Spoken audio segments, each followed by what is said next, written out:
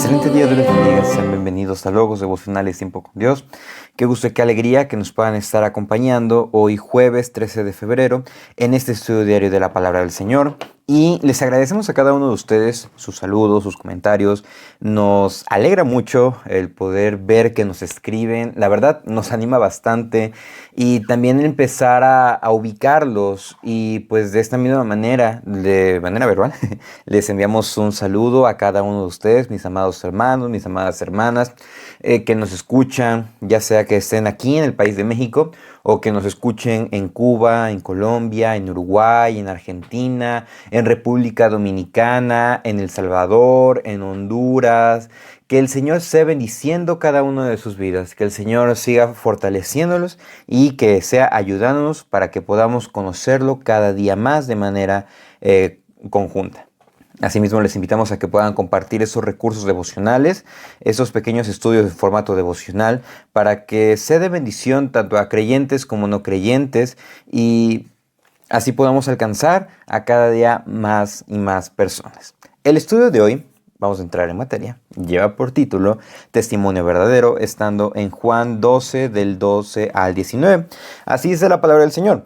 El siguiente día, grandes multitudes que habían venido a la fiesta al oír que Jesús venía a Jerusalén, tomaron ramas de palmera y salieron a recibirle y clamaban: «¡Hosana! Bendito el que viene en el nombre del Señor, el Rey de Israel». Y halló Jesús un asnillo y montó sobre él, como está escrito: «No temas, hija de Sión, he aquí tu rey viene, montado sobre un pollino de asna». Estas cosas no las entendieron sus discípulos al principio, pero cuando Jesús fue glorificado, entonces se acordaron de que estas cosas estaban escritas acerca de él y de que se las había dicho. Y daba testimonio la gente que estaba con él cuando llamó a Lázaro del sepulcro y le resucitó de los muertos, por lo cual también había venido la gente a recibirle, porque había oído que él había hecho esta señal. Pero los fariseos dijeron entre sí: «Ya veis que no conseguís nada. Mirad, el mundo se va tras él». Testimonio verdadero. El día de hoy nos encontramos con la última aparición de Jesús ante las multitudes, y esto es conocido como la entrada triunfal. Y nos ubicamos en la última semana del ministerio de Jesús, de la última semana previa a la crucifixión. Y vamos a ver cómo el testimonio de Jesús, su persona, su predicación, impactó, pero no solamente impactó a las personas, sino que también su ejemplo, su esencia y por sobre todo el cumplimiento de las profecías del Antiguo Testamento muestran su deidad y también cómo nosotros debemos de seguirla. Vamos a estar estudiando 3 puntos, siendo el primero, testimonio verdadero en el cumplimiento de la promesa. Nos dice el verso 12, el siguiente día grandes multitudes que habían venido a la fiesta al oír que Jesús venía a Jerusalén, tomaron ramas de palmeras y salieron a recibirle. Nos dice que, siguiendo con la misma narrativa del verso 11, nos dice que estaba en Betania, estaba en casa de Lázaro, María y Marta. Saliendo de allí, se van a Jerusalén porque recordemos que ya se encontraban los preparativos para la Pascua.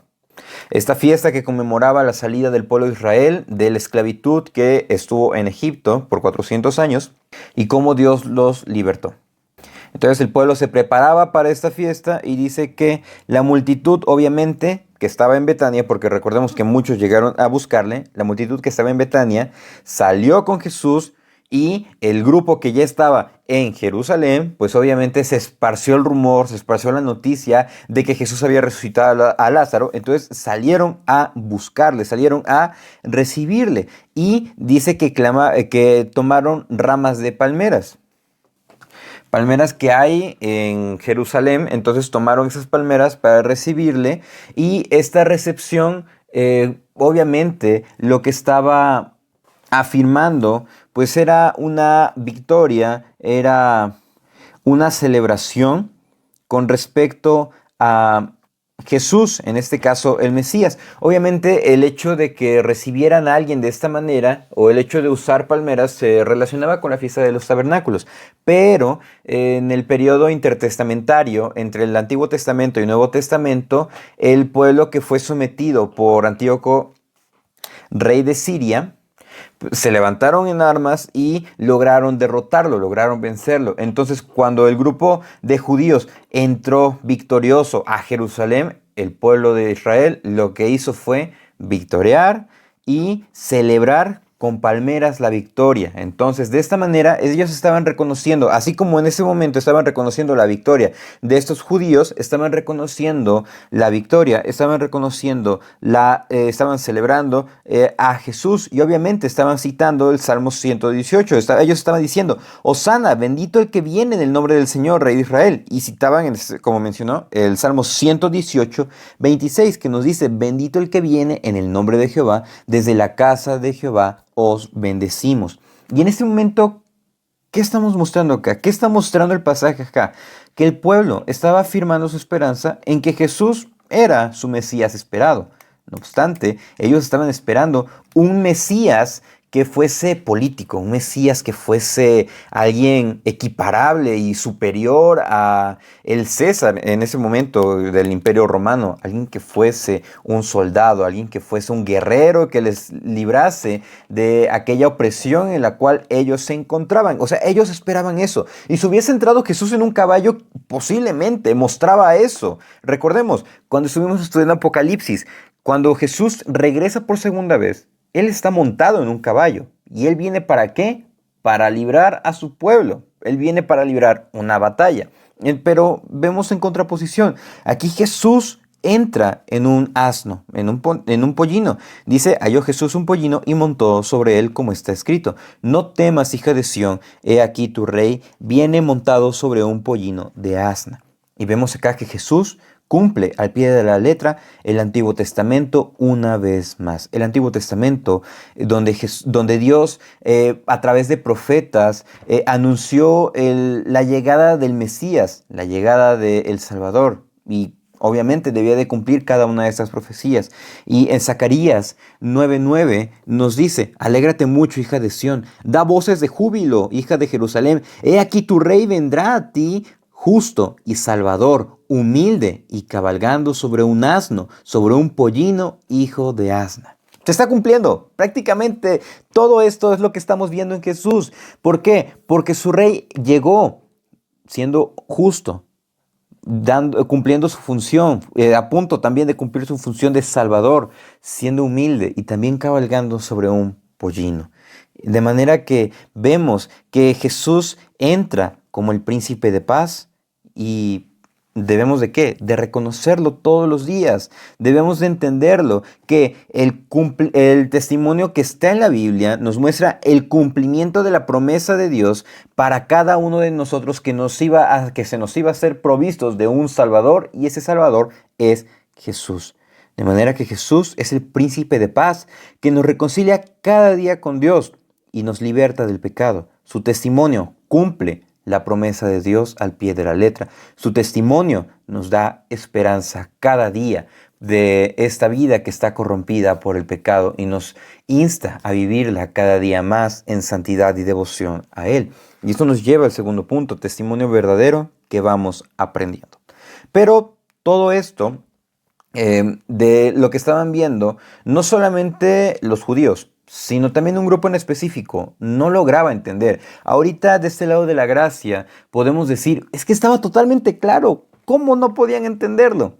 Pero también entendamos que si hubiese pasado en nuestros tiempos, nosotros también estaríamos escépticos y reacios ante la presencia de Jesús. Y es más, nos dice el verso 16: estas cosas no las entendieron sus discípulos al principio, pero cuando Jesús fue glorificado, entonces se acordaron de que estas cosas estaban escritas acerca de él y de que se las habían dicho. Vemos que dice: no las entendieron sus discípulos al principio. En ese momento, tanto sus discípulos como los judíos no estaban entendiendo la función de Jesús. ¿Por qué? Porque todos esperaban un Mesías guerrero, un Mesías político, un Mesías que les dijera: vamos a retomar la gloria y vamos a hacer un mejor Israel que el que estuvo en el tiempo de Salomón. El templo va a ser más esplendoroso, las ciudades van a ser perfectas, el imperio romano va a caer y lo vamos a destruir. Y todos gritaban: sí, vamos a destruir el imperio romano. Ellos tenían ese tipo de fantasías, ellos tenían ese tipo de ideas, ellos querían guerra, ellos querían liberación, pero Jesús sí vino a darnos liberación. Pero no una liberación política, sino una liberación del corazón, una liberación de nuestro entendimiento, una liberación de los grilletes del pecado, una liberación de nuestra naturaleza corrompida. ¿Vemos? No es como nosotros lo esperamos, es el plan perfecto de Dios que se cumple cada día, pero nosotros no solemos entenderlos. Es más, muchas veces leemos la Biblia, muchas veces nos acercamos a escuchar mensajes de la Biblia, muchas veces buscamos apreciar lo que nos dice la palabra, pero luego no la entendemos y luego ni siquiera la aplicamos, siendo un gran problema para cada uno de nosotros. Pero a los discípulos, o sea, a nosotros nos pasa así, pero a los discípulos les ocurrió con las palabras y obras de Jesús. Ellos lo vieron, ellos lo escucharon, pero al principio no lo podían entender. Es solo, y eso debemos de tenerlo en cuenta, es solo con la ayuda del Espíritu Santo que vamos aprendiendo ¿a qué? A obedecer a Dios, que vamos aprendiendo a temerle, o sea, a respetarle, venerarlo, obedecerlo y conocer su obra presente que todavía sigue en nuestros días, la cual es su salvación, la cual empezó desde ese momento. Su obra presente era la salvación y también entender y apreciar su obra futura, lo cual es su juicio y justicia. El Señor Jesús vino en ese momento, para liberar a las personas de sus pecados. Vino como el siervo sufriente, vino como el príncipe de paz, vino humilde, vino a dar su vida, pero cuando regrese va a venir como el rey, va a venir como el soberano de todo y va a venir a juzgar al mundo entero. De manera que su testimonio vemos que es el cumplimiento de la promesa de Dios y lo vamos aprendiendo día con día. No lo sabemos todo. Es por eso que todos los días necesitamos conocer y leer la Biblia. Eso nos lleva a nuestro último punto, el testimonio verdadero 3, que nos lleva a seguirla. Nos dice el verso 3 que daba testimonio de la gente que estaba con él cuando llamó a Lázaro del sepulcro y le resucitó de los muertos. Entonces dice que habían venido la gente a recibirle y obviamente mencionaban que era Hosana, bendito el que viene en el nombre del Señor, el Rey de Israel. Muchos lo llamaban bendito el Hijo de David, o sea, lo estaban llamando el Mesías. Y en ese momento Jesús no los cayó, Jesús no los detuvo. Entonces ellos tenían más esperanzas de que sí era el Mesías. Y sí es el Mesías, sí es la promesa, pero no es de acuerdo a lo que nosotros esperamos, es de acuerdo a lo que Dios ha preparado. Pero vemos que el problema es que ellos no lo habían entendido y luego solemos no entender las cosas. Y es por eso que la gente que se acercó, que vemos en el verso 17 y 18, lo hicieron, sí, para saber sobre la resurrección de Lázaro, que era lo que más les había sorprendido hasta el momento. Pero en este proceso mostraban superficialidad.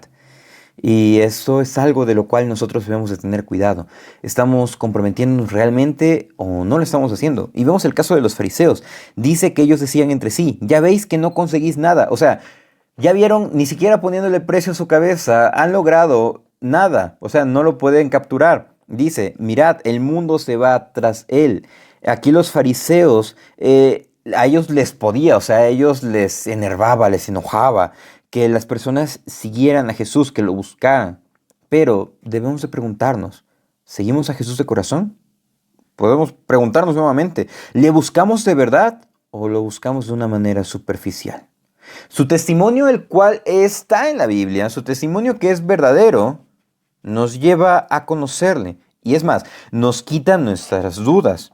Y al seguirlo cada día, debemos de ¿qué? Morir a nosotros mismos, dejar que Él viva y dejar que Él nos guíe, nos llene y nos direccione en todo momento. Su testimonio verdadero nos lleva a entender que es el cumplimiento de la promesa de Dios, que es Dios mismo, que en su misericordia nos lleva a aprender cada día más de Él, que nos lleva a entender cada día más a través de su palabra, que nos direcciona, pero que también nos lleva todos los días a seguirle. Cuando nos dice, toma tu cruz, niégate a ti mismo y sígueme. ¿Estamos siguiéndolo? ¿O qué debemos hacer para poder seguirlo de la manera en la cual Él nos demanda? Muchísimas gracias por acompañarnos en el devocional del día de hoy. Si Dios nos presta vida, el día de mañana continuaremos el estudio devocional. Salud.